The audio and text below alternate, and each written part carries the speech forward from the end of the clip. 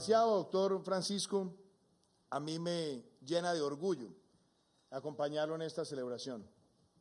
En alguna ocasión lo acompañé en una de sus cátedras magistrales, donde usted hablaba de la importancia de la universidad y hablaba usted de un término que fue acuñado por el genial ginebrino, que decía que la universidad es verso de universalidad.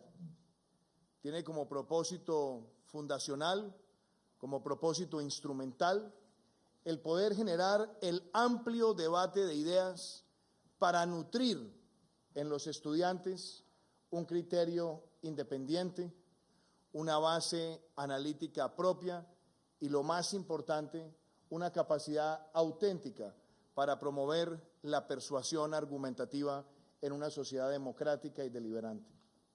Es en ese sentido que estos 40 años reconocen ese verso de universalidad, de un centro académico que busca la excelencia y que se ha propuesto en su línea central de acción cerrar las brechas a partir de una formación de calidad que es transversal y universal a cualquier sector de la sociedad colombiana.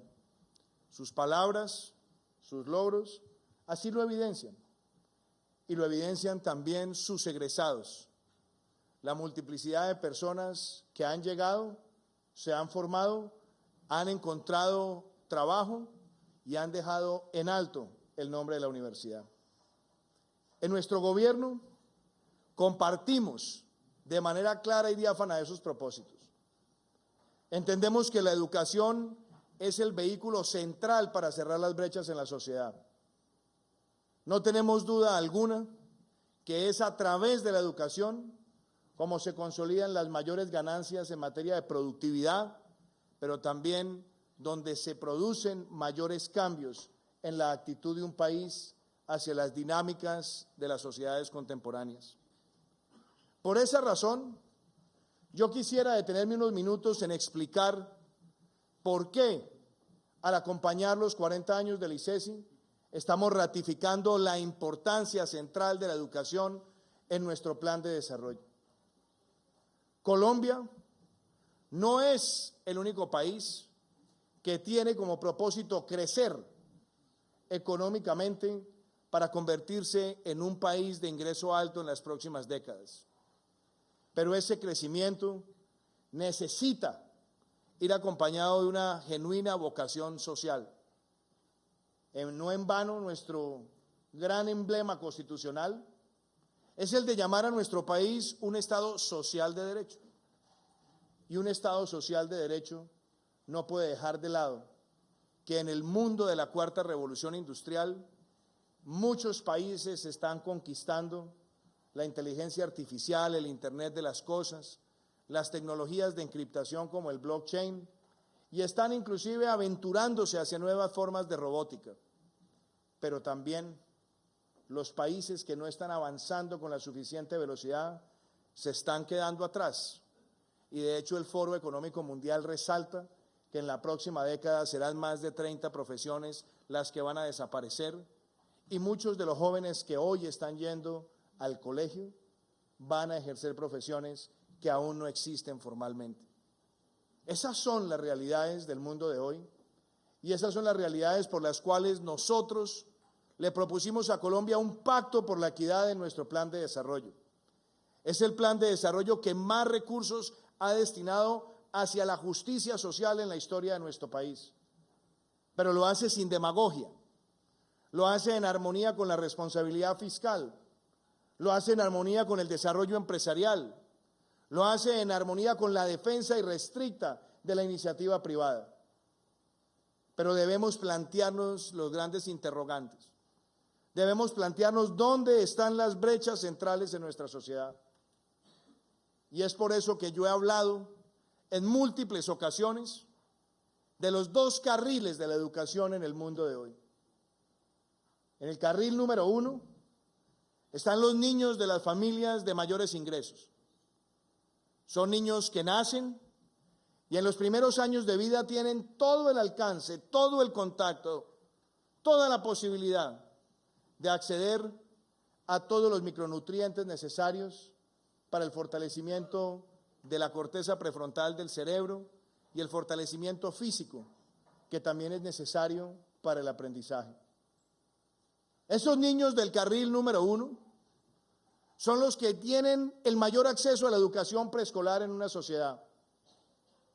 Son los que en los primeros años pueden tener acompañamiento psicosocial, psicoafectivo, psicoemocional, psicolingüístico. Y son los mismos que van a llegar al colegio con una jornada única, acompañada de una variada oferta extracurricular, con el mejor acceso a escenarios deportivos, a laboratorios, a centros de música. Son los mismos en ese carril número 1 que casi siempre van a acceder a la educación superior y casi siempre tendrán una posibilidad abierta de una maestría o un doctorado y casi siempre tendrán la oportunidad de un empleo. Ese es el carril número 1 en la sociedad. Pero en el carril número 2, y así se ve en América Latina y Colombia no es la excepción, tenemos niños que nacen y con dificultad en sus primeros 1000 días de vida tienen acceso al hierro, al calcio, al zinc, al omega 3 de manera frecuente. Son niños que tienen limitadas posibilidades de acceder a educación integral de preescolar. Muchos de ellos expuestos a traumatismos en edad temprana, por violencia doméstica o por otro tipo de circunstancias, generando afectaciones que están más que probadas científicamente, tienen repercusiones a lo largo de la vida académica y profesional. Y muchos de ellos, o la gran mayoría, cuando llegan a las aulas de un colegio lo hacen en media jornada, con limitaciones de oferta extracurricular, con limitaciones en materia de infraestructura educativa, y después se tienen que enfrentar que por las angustias y presiones de carencias de ingreso estructural en las familias son bastante proclives a la deserción en los últimos años de formación. Y después se encuentran con la enorme dificultad que solamente un grupo reducido accede con facilidad a la educación superior. Por supuesto, si extrapolamos ese carril número 2 al campo, en el campo las situaciones se agudizan aún más, porque mientras en las ciudades de Colombia ese carril número 2 tiene en promedio 9.3 años de educación, en las zonas rurales escasamente llega a 5.6. Y si nosotros no asumimos ese reto como un reto integral y no con silos de fragmentar la educación superior, la educación media, la educación primaria y la educación preescolar, cometemos un error. Por eso la visión que nosotros le hemos planteado a Colombia en educación es de carácter integral, para cerrar las brechas entre esos dos carriles desde edad temprana. Y es allí donde nosotros hemos hecho las más grandes apuestas, no solamente fiscales, sino también de política pública.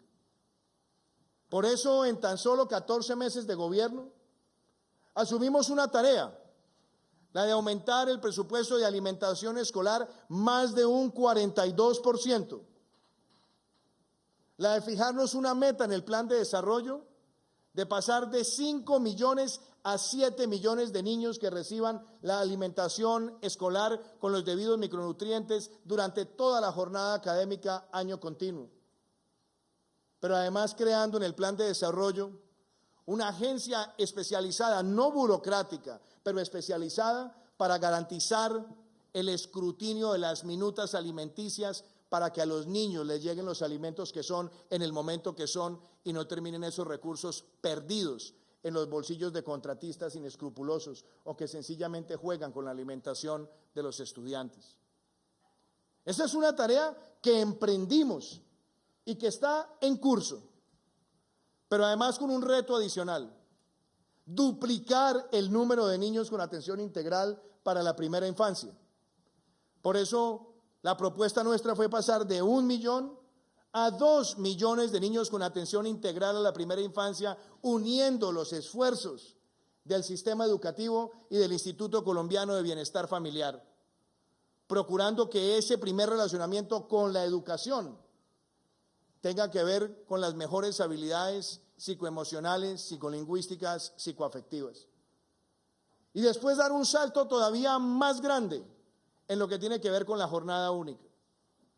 La presión fiscal es grande, la presión en infraestructura es grande, pero este gobierno se ha planteado duplicar el número de estudiantes en la jornada única de aquí a agosto del 2022, pasando una cobertura del 12 al 24% y dejando el país en la ruta para que en el 2024 podamos llegar por lo menos a más del 40%. Estas son apuestas transformacionales de país y que lo acompaña otro elemento, que nosotros tengamos en la educación del bachillerato mecanismos lo suficientemente persuasivos e idóneos para retener a los jóvenes que tienen la tentación de la deserción, porque están preocupados, porque quieren una formación que vaya relacionada con la oferta de trabajo. Por eso en tan solo 14 meses son más de 143,000 jóvenes que han egresado del bachillerato con la doble titulación, en una mano con el título de bachiller y en la otra mano con el título de técnicos para el empleo, que tan solo con un año más de formación podrán optar por un título de educación superior de tecnólogo. Y eso lo estamos haciendo trabajando con todas las alianzas posibles, empezando por el SENA y también abriéndolo a otras instituciones de educación superior. Y de hecho, doctor Francisco, con una gran posibilidad, con un año adicional, podrán ser profesionales. Y eso es un logro donde nosotros nos ahorramos años, pero nos ahorramos años con calidad al servicio del estudiante. A eso hay que acompañarlo del reto mayor, la educación superior. Y yo creo que ahí es donde tenemos que plantearnos también cómo aumentamos la cobertura. Nosotros queremos llegar al 2022 con una cobertura de educación superior del 60%, la más alta que haya alcanzado Colombia. Pero eso no lo podemos hacer limitando recursos. Eso no lo podemos hacer pretendiendo que es solamente el Estado a través del sistema de becas el que amplía la cobertura y que entonces todos los oferentes de la educación superior, a partir del CAPEX ya invertido en su propia infraestructura, consideran que ya lo hicieron. Por eso nosotros decidimos, en armonía y en concordancia con esos objetivos, decirle a las universidades de Colombia y a los estudiantes que necesitamos tener dos herramientas. Y así nació Generación E. Por un lado, con el programa de equidad, que busca ampliar, sí, la gratuidad para los sectores más vulnerables de la población. En tan solo 14 meses llevamos 67,000 jóvenes que están yendo gratuitamente a las universidades de nuestro país y lo están haciendo perteneciendo a los hogares más vulnerables de Colombia. Y eso nos permite a nosotros también expresar que sí, hemos hecho apuestas por la universidad pública, pero no lo hacemos sobre la base de que hay una confrontación entre la educación pública y la privada, sino que también los dos se necesitan en la sociedad. Y hemos abierto el camino para el programa de excelencia, donde estamos financiando el 50% de la beca completa en las universidades privadas, pero invitando también a que las propias universidades y el sector privado complementen ese esfuerzo sobre la base de que sí es un propósito nacional que entre todos podamos hacer ese aumento de la cobertura y entre todos apostemos por esa formación integral. Esos propósitos son los que están en marcha. Esos propósitos son los que estamos aplicando en el marco del plan de desarrollo. Pero no vienen solos. También le hacen un llamado a los maestros. Y por eso nosotros nos hemos propuesto no solamente fortalecer la infraestructura de las escuelas normalistas del país, sino que hemos habilitado un programa de profesionalización de los normalistas y al mismo tiempo un programa de becas que integra ofertas de especialización, maestría y doctorado a los docentes del país y vinculándolos también con conciencias en programas donde se comparten las mejores prácticas pedagógicas y se habilita y se premia esa interacción con la mayor innovación pedagógica posible en el país. Esa visión es la que nos puede llevar a nosotros a decir con la frente en alto que aquí no hay habladurías, que como lo decía algún ministro de Educación mexicano, cuando se trata de educación, amor es presupuesto. Y por eso podemos decir que comparativamente en toda la historia de Colombia tenemos hoy el mayor presupuesto que se le haya dado a la educación, con más de 44 billones de pesos.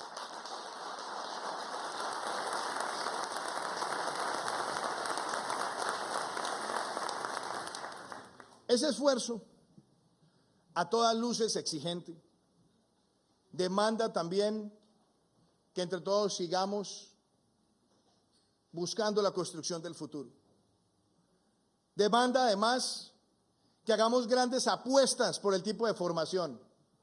Y es ahí donde quiero hacerle las referencias explícitas y puntuales al ICESI. Esta es una universidad que resalta lo mejor de esta región, que resalta también la vocación hace 41 años de muchos de sus fundadores, que se planteaban por qué no crear una universidad con un espíritu de defensa del sentido empresarial de la sociedad, de marcar hitos en la formación de las escuelas de negocios, donde más que hablar de administradores, estamos hablando de emprendedores. Y fue así como el sector privado de esta región pujante se convirtió en el motor detrás de esta universidad. Y claro, se han abierto muchos programas. Hay además una innovación bella, porque esta es una tierra de creatividad. Esta es una de las cunas de las industrias creativas de Colombia, y no solamente los edificios que estamos hoy viendo nacer, sino muchas de las facultades han estado vinculadas a promover esa creatividad y ese humanismo como parte central de la formación de los egresados del ICESI. Pero también esta universidad ha tenido una vocación práctica, y es que sus instancias de investigación, sus instancias de análisis, tengan un propósito en efectos reales en la sociedad y puntualmente también en la sociedad del Valle del Cauca. Y yo eso lo aprecio como presidente de la República, lo admiro y queremos que se siga multiplicando. Y me siento en el deber, doctor Francisco, de hacerle también a usted una exaltación. Lo conocí hace más de 10 años, en alguna oportunidad en la ciudad de Washington. Y como se lo dije hoy, creo que usted es una de las personas por las cuales más he rezado en mi vida. Cuando usted se nos perdió en una selva de Luisiana.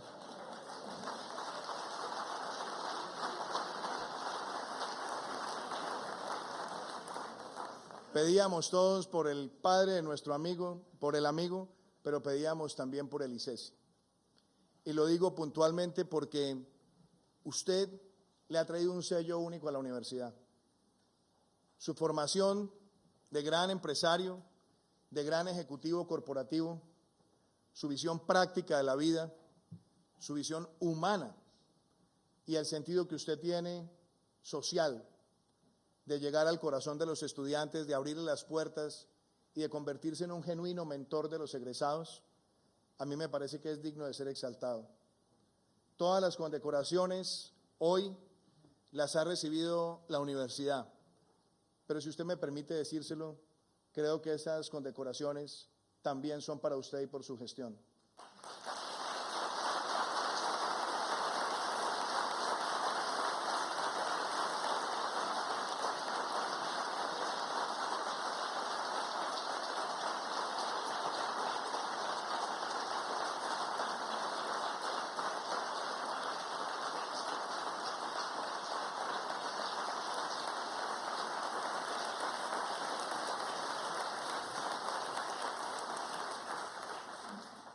Y doctor Francisco, yo cierro estas palabras haciendo una reflexión pensando en Colombia. La educación no puede ser un tema que nos divida. La educación nos tiene que unir a todos los colombianos. Es cierto, hay deudas históricas acumuladas y todos los gobiernos tienen que asumirlas.